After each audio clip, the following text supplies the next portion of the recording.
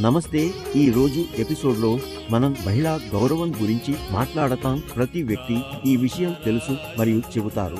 మహిళలు గౌరవానికి అర్హులు అని. వారికి కేవలం గౌరవం మాత్రమే కాదు, రక్షణ కూడా ఇవ్వాలి. అయితే ఎందుకు మహిళలపై నేరాలు జరుగుతున్నాయి? ప్రతిరోజు మహిళలపై నేరాల సంఖ్య ఎందుకు పెరుగుతోంది? మనుషుల మనస్తత్వం చివరికి ఎలా మారిపోతోంది? మహిళకు గౌరవం ఎక్కడ పోయింది? ఇవే అంశాలపై ఈ రోజు చర్చిస్తాం. ఇప్పటి మారుతున్న సమాజంలో పెద్ద సమస్య ఏమిటంటే సమాజంలోని నియమాలు, చట్టాలు మనిషి తన ఇష్టానికి అనుగుణంగా తయారు చేసుకొని అనుసరిస్తున్నాడు. ఈ రోజు సమాజం చదువుకున్నది, సంపన్నం అయింది. అయినా సరే పురుషులు మరియు స్త్రీల సమానత్వంపై ఎక్కడో ఒక ప్రశ్న ఉంటుంది.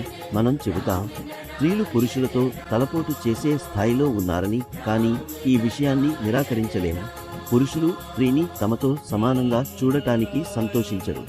వారు అసూయ పడతారు. ఎక్కడ చూసినా, ప్రభుత్వ ఉద్యోగం అయినా, ప్రైవేట్ ఉద్యోగం అయినా, ప్రతిచోట పురుషులే ఎక్కువగా కనిపిస్తారు. స్త్రీల సంఖ్య తక్కువగా ఉంటుంది. అంటే ఈ రోజుకి పురుషులు మహిళలను ముందుకు రానివ్వడం ఇష్టపడటం లేదు.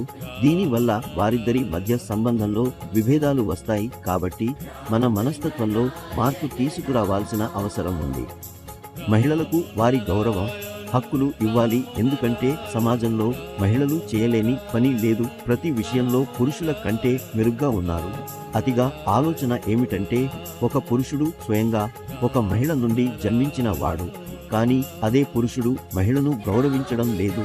ఇది ఎందుకు జరుగుతోంది? మనం ఎలా మరచిపోయాం? సనాతన ధర్మంలో సాక్షాత్తు దేవుడు కూడా తమ భార్యలకు గౌరవం ఇచ్చినట్లు శివుడు ఎల్లప్పుడూ పార్వతిని అలంకరించాడు, ఆరాధించాడు. శ్రీకృష్ణుడు కూడా రాధారాణి పాదాలను అలంకరించాడు.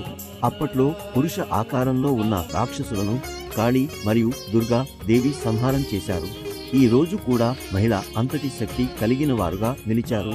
ఒక మహిళను బలవంతంగా మార్చడానికి, శక్తివంతంగా చేయడానికి అమ్మాయిలకు మంచి విద్య ఇవ్వాలి. ప్రతి విధంగా వారికి విద్యను అందించాలి. ఈ రోజున ఒక మహిళ ప్రవేశించని రంగం లేదు. డాక్టర్, వ్యాపారవేత్త, పైలట్ లేదా దేశాధ్యక్షురాలు అయినా ప్రతిచోట మహిళలు తమ ప్రతిభను చూపుతున్నారు. కాబట్టి సమాజం ఇప్పుడు మహిళలు నిజంగా గౌరవానికి అర్హులు అని అర్థం చేసుకోవాలి. మహిళలను రక్షించడం మన కర్తవ్యం.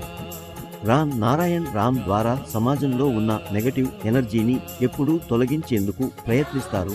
దీని ద్వారా సమాజంలో చీకటి తొలగి అవగాహన యొక్క వెలుగు వ్యాప్తి చెందుతుంది. రామ్ నారాయణ్ రామ్తో కలిసి ప్రజల జీవితం సాఫల్యం పొందుతోంది మరియు వారు నిరంతరం విజయ మార్గంలో ముందుకు సాగుతున్నారు.